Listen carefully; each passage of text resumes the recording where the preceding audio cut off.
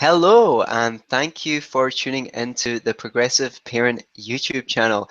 I'm Anthony Samaroff.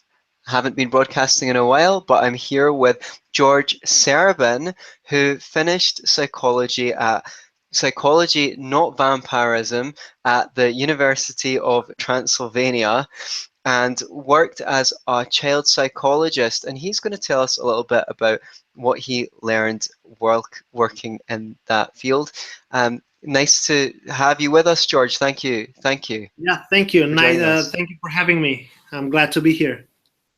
I'm glad that you're here to tell us a little bit about your background and how you got into psychology and ended up working as a child psychologist. I worked. I had my high school here in Romania. I did a sports high school, and then after that, I finished it, and I went to psychology to study psychology at the University of Transylvania, and that's something I've always wanted to do since I was quite small. I've always read books about how people think and why they think the way they think, and that's always I've always been fascinated by people and human connection, and I think that's quite a nice subject in today's environment. That's right. And why did you end up working with children rather than any other particular field in psychology? Well, I did work with almost any kind, but the most hours that I've put in is with children. We did work. I remember in the second year when we had the statistics course, we worked with adults. That was mainly in the second year. But then towards the third and the fourth year, we kind of went deeper into the field of child psychology, and I found it quite fascinating. Will you tell us some of the fascinating insights that you learned from the study of child psychology? Well, sure. Every kid that you'll ever meet is it's special in its own way, and you have to know how to speak with them because their mind is quite undeveloped. If we're speaking from kids from the age of 2, 3 to 7 to 8 to 9, and you have to know exactly what to tell them. It's not good to lie to them. Sometimes it's okay, but it's not recommended. And they're unique. They're all unique, and they all have their own stories in their head. So, um, what sort of challenges did the children that you saw face? Well, some challenges that I personally faced is that well, it all leads back to the parents, and sometimes I remember there were like 2 or 3 cases where the parents were really poor, and Right. that's what their kids experienced every day. They were like I would say they were like maybe 4 towards 5 years old, Mm, and being it wasn't there for of the case that their right. parents were real poor, but what they experience in those early years, that will have an immense impact on their adult life, because all most of the emotional problems and the emotional problems mostly they arise from a very young age, and you have to know how to kind of stop them there and not Mm. develop any further as soon as they reach a reach a higher age. Right, so there's a lot in there to pick apart. What kind of problems are you talking about which set in at an early age? Well, when some parents they're unable to provide let's say like the basics for the kid, Mm, like you would say most parents they provide love, and that is the mm, most important thing a parent can provide. And then after that is affection, compassion, but that's all like sorts of derivatives from love. And after that, it's education. Hmm. After your kids start to speak like their first words when they reach like 1 year, you kind of have to learn how to, as you as a parent, how to teach your kid Hmm. to And no one, speak. yeah, no one necessarily teaches parents how to teach their kids. But go on, you said to speak and Yeah, and to what? speak. And when they reach like 3 or 4, you can actually start to teach them how to write, how to spell their name.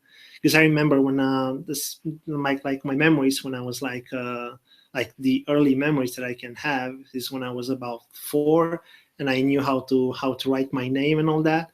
That is quite impressive You're right. for a kid. That's like the things that I can remember, and it's quite important to teach your kid these things before he joins a school or kindergarten. And the education, I think, has a big role in your kid's future. So But when go on. first, you as a parent need to be as educated as possible. Right. And when you say that these children experienced problems um, because their basics were not met, by those basics, do you mean education? Well, by those bases, I mean education, because some parents they don't have their own good education.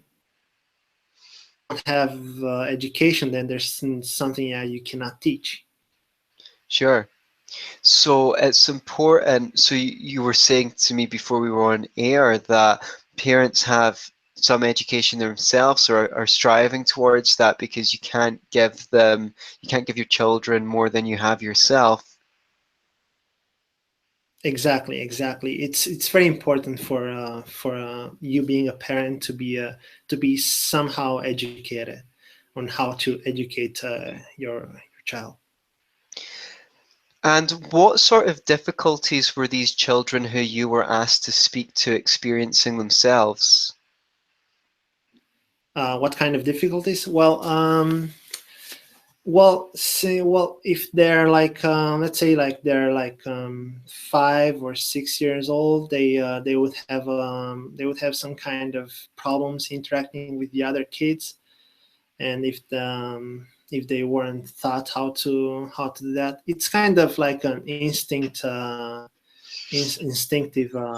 do you call it, instinctive base for them how to do that. But if you don't educate your kid, then it's not an appropriate way to teach that kid how to behave later. Okay, I hear you.